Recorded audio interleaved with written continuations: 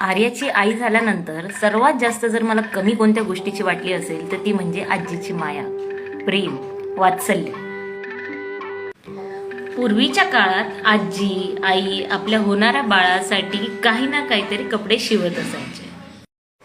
त्या काळामध्ये नवीन जन्मलेल्या बाळाला नवीन वस्त्र घालत नव्हते. ते जुन्या साडीपासून बनवलेले, कॉटनच्या साडीपासून बनवलेले कपडेच फक्त बाळाला घालत होते.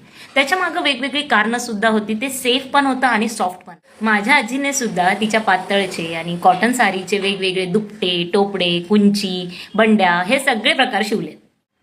हल्लीच्या काळात ह्या सगळ्या गोष्टी कुठंतरी हरवल्या आहेत असं मला तरी वाटतंय.